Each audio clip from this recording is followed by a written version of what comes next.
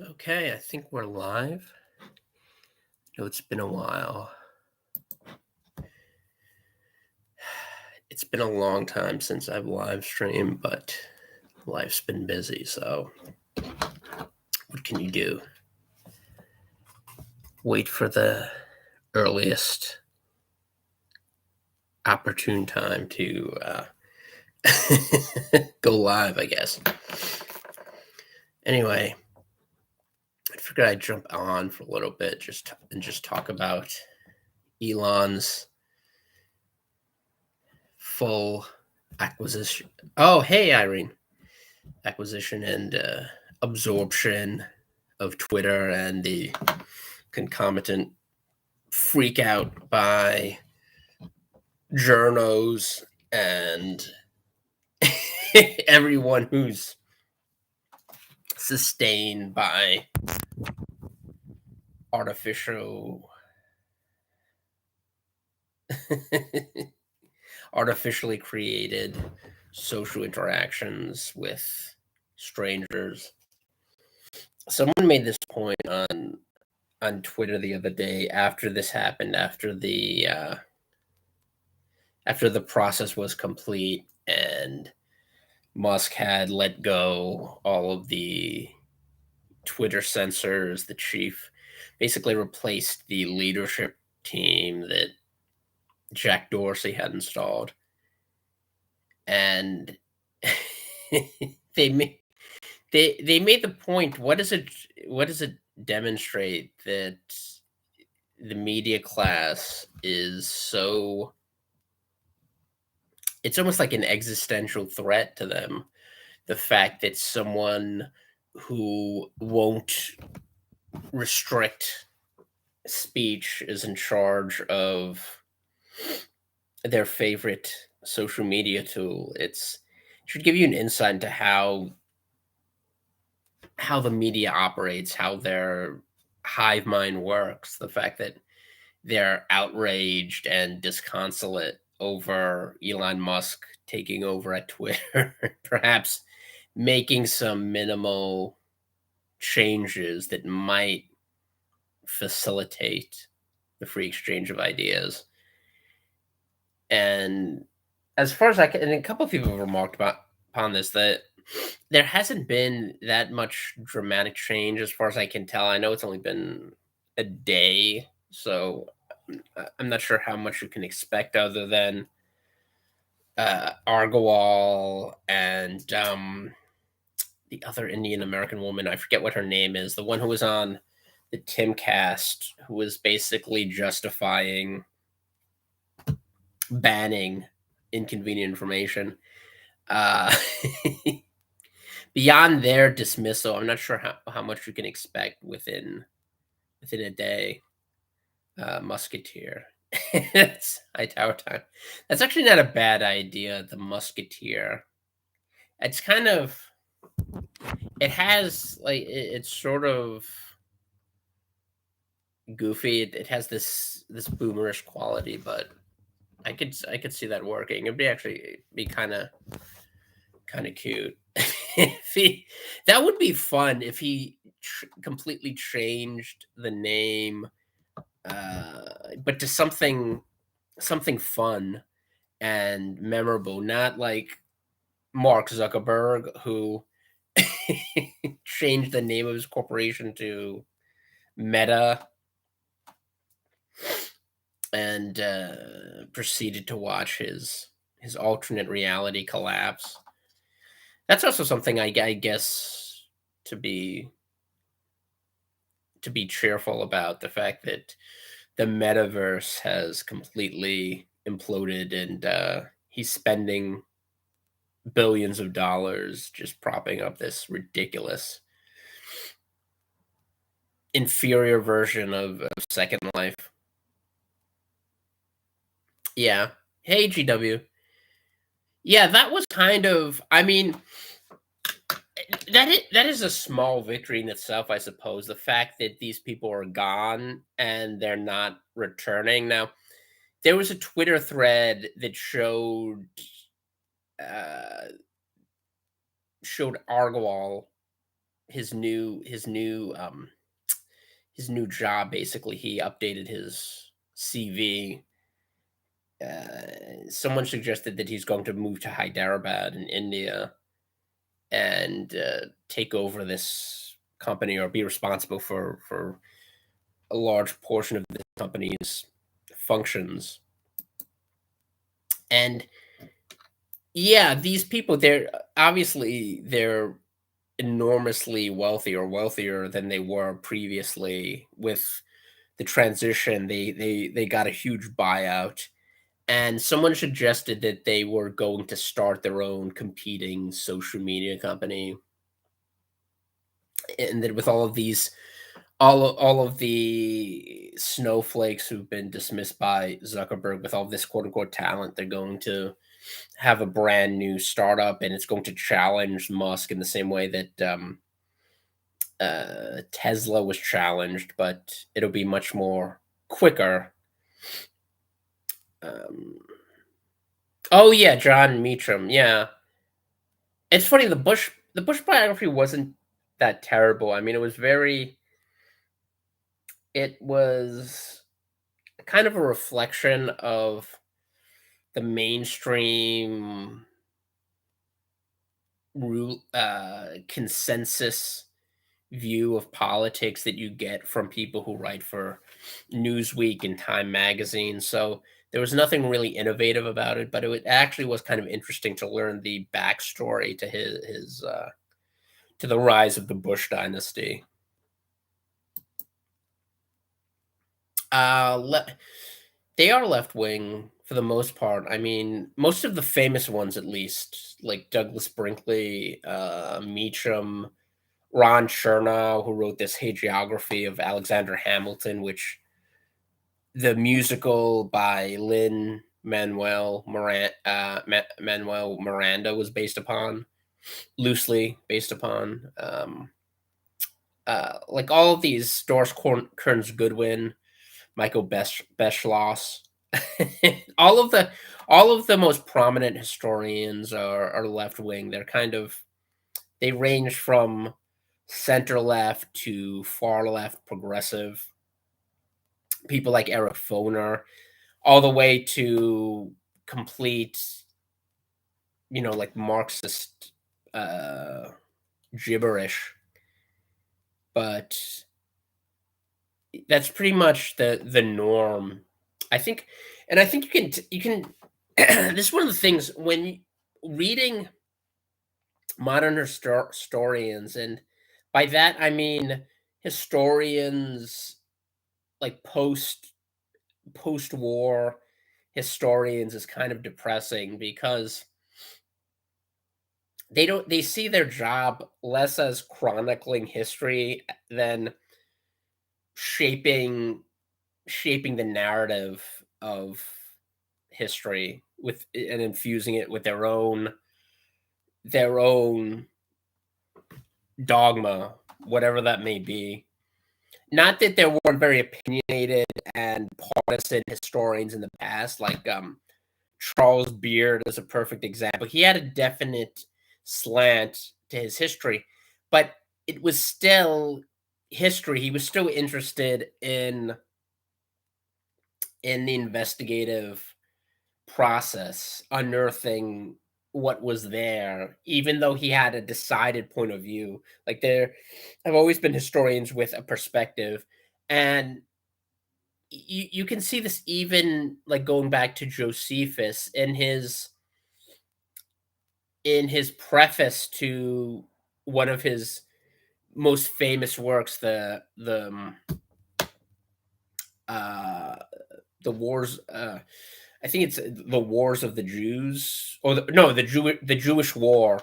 So it's a chronicle of the final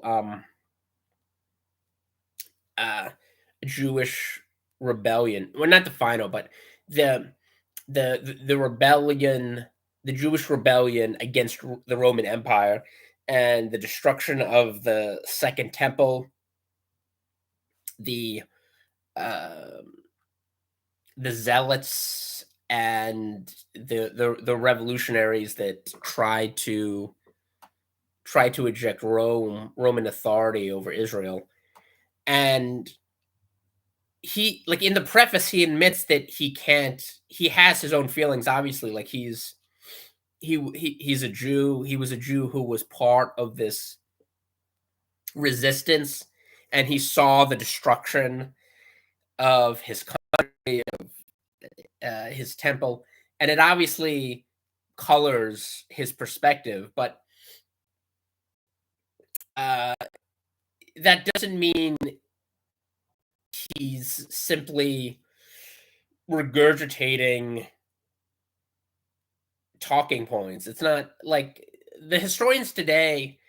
They're no different than journalists, essentially, or political operatives. They have like a pre-scripted agenda to set forth. Like Josephus was still interested in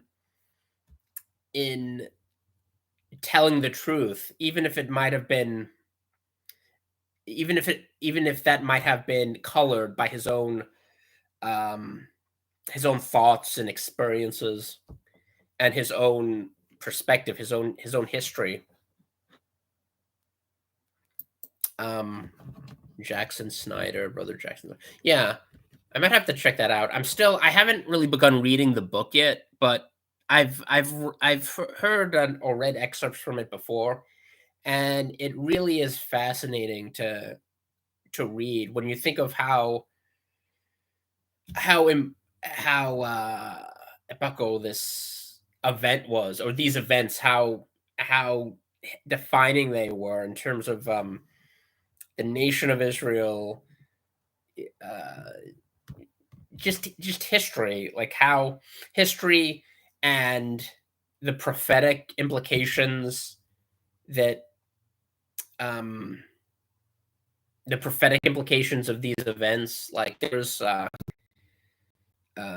that's another thing. The Josephus himself, he's written down, he wrote down these events, but like at the time, even he saw the hand of God in what was occurring, and judgment, and he looked at it through the prism of someone who was immersed in the Torah, and had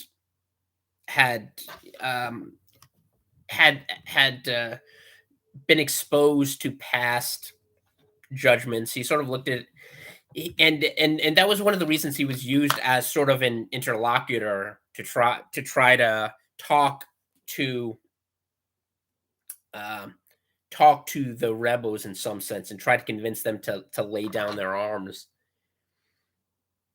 So, hey Alejandro, uh, so yeah, but going back to my original point, like that doesn't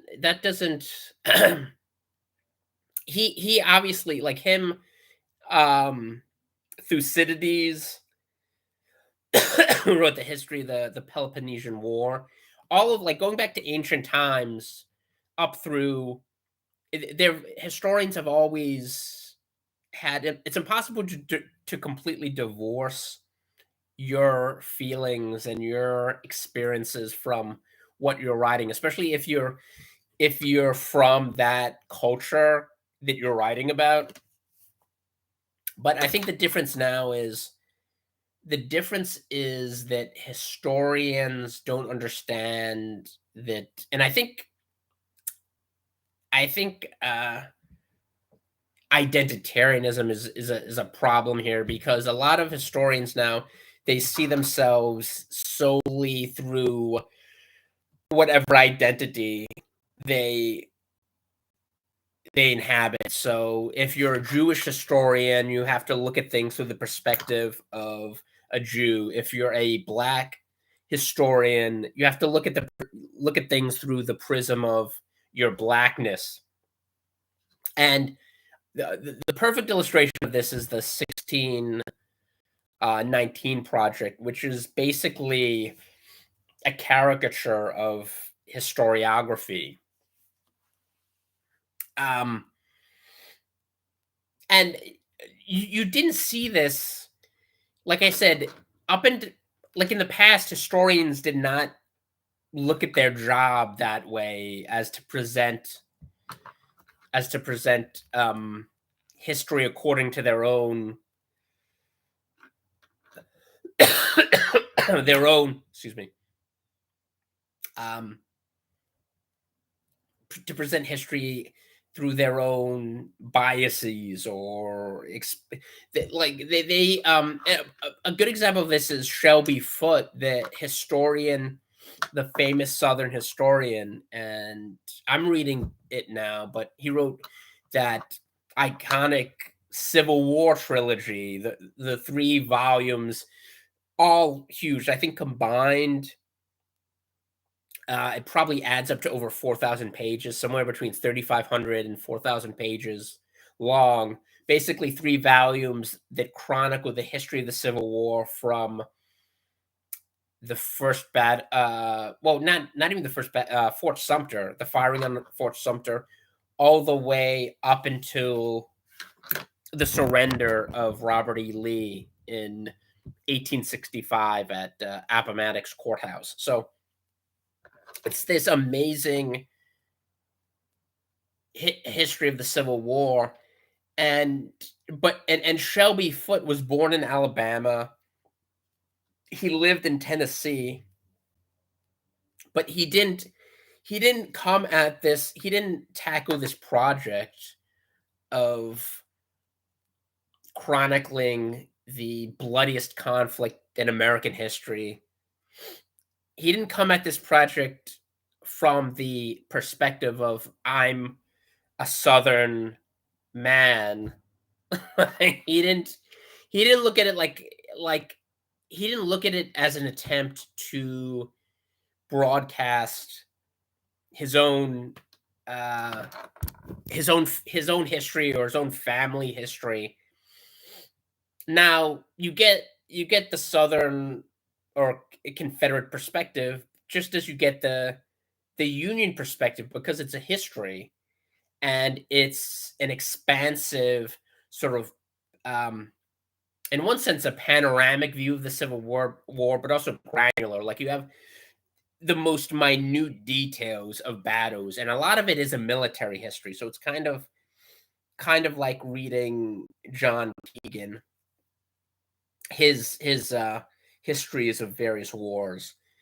But it's also the history, a personal history of the combatants and the politicians, and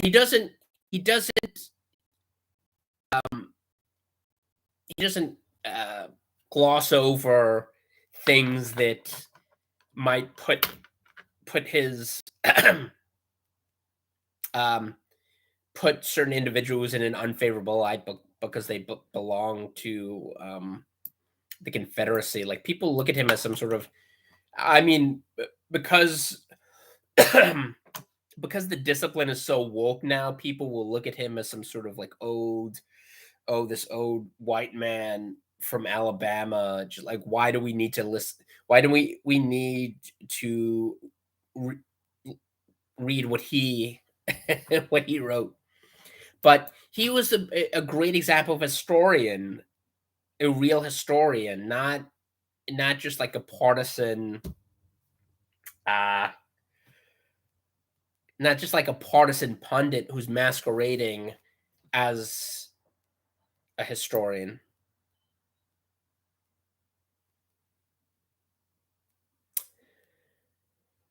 But in terms of the Elon Musk thing, I don't think there's been that much change so far. Again, it's very early, so I don't think you can come to any definitive conclusions. The one thing I did notice was that the Babylon Bees suspension has been lifted, so they made some tweet that ran afoul of the gender non who they made some tweet that mocked the people who oppose a gender binary, and they were locked out, and Twitter demanded that they delete the tweet, and they refused to. And that's been going on before the overtures by Twitter by Musk began. So that's been going on for months and months. And apparently that's been lifted. And I think this is because Musk has a relationship with Seth Dillon and or Kyle Mann, and the people who run the Babylon Bee, they interviewed him, so they have a personal relationship. So apparently, the Babylon Bee, the main account, they're allowed to tweet. But other than that, I haven't seen that many.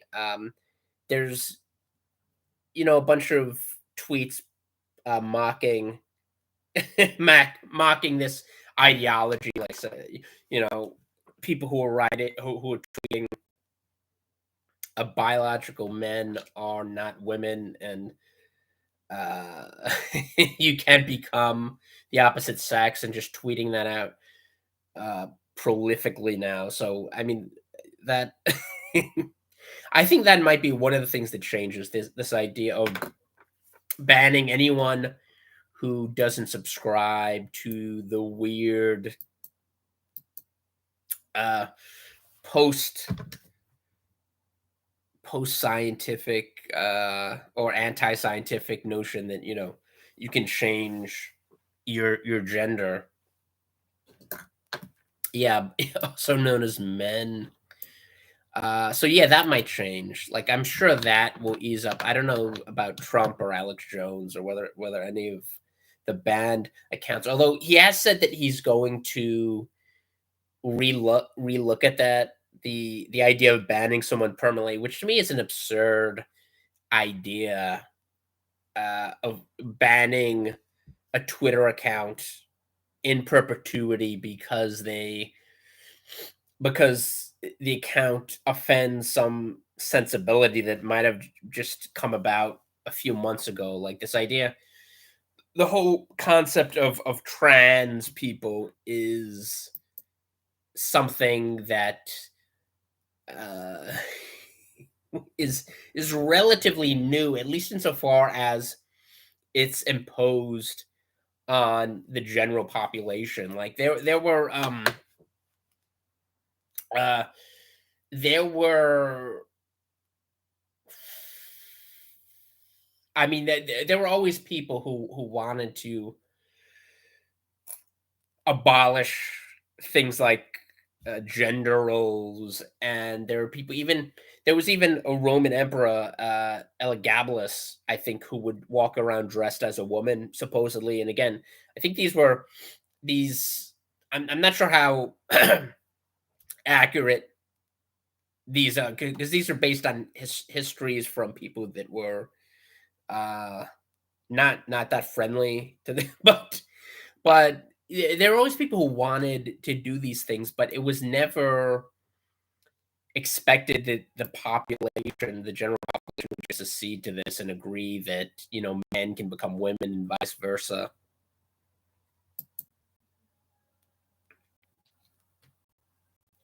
If he because he didn't invite him to the White House for the eve.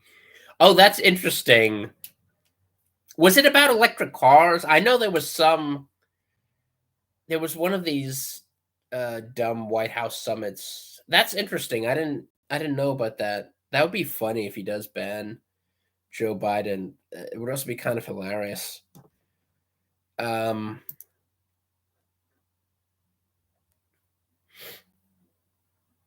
uh, what else?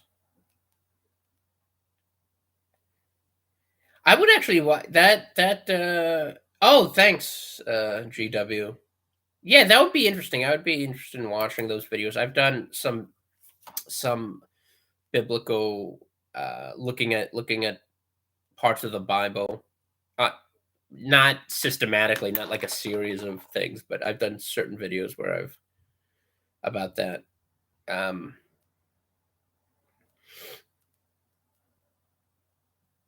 oh wow, that except for Tesla, that's yeah, it is. It is sort of Orwellian. It's sort of like that famous picture of Stalin, where you have Stalin walking beside someone who used to be very high ranking in the Soviet Politburo, and then he was erased. It's sort of like that meme. And they did this for something else too. I think there was an Uzbek or a Kazakh woman who was a pioneer. It's who was like the equivalent of the Stankovites. Like she produced, 3 million pounds of wheat like in 2 days or some ridiculous. She was like touted as this perfect Soviet woman, and then her family was put in a gulag, and she was just airbrushed out. Yeah, I think he's going to appeal it eventually. There was an interesting interview he did with Ping Trip recently where basically laughing. He said he was accusing the jury that awarded this verdict of not caring about the families because they didn't give them $3 billion, which makes sense. If you're going to award some exorbitant amount of money based on a very uh, legally dubious opinion, then why not go the whole hog? I mean, if you're going to say he committed $1 billion worth of damage, why not say 4 billion? It indicates a lack of concern for the families. But yeah, so the Musk thing, I don't see that probably would be the best outcome if he just bans people who are doing things that are illegal. Um, I think just banning, if the only thing it accomplishes is banning maps and people who want to abuse children, that would probably be sufficient in my eyes. Although it'll be interesting to see how the platform changes now that he's completely in charge. But we'll see. Anyway, thanks everyone for tuning in. Laird, GW, Tower Time, Alejandro, Irene, anyone else that I missed, all the lurkers, if there are any. And I will see you next time.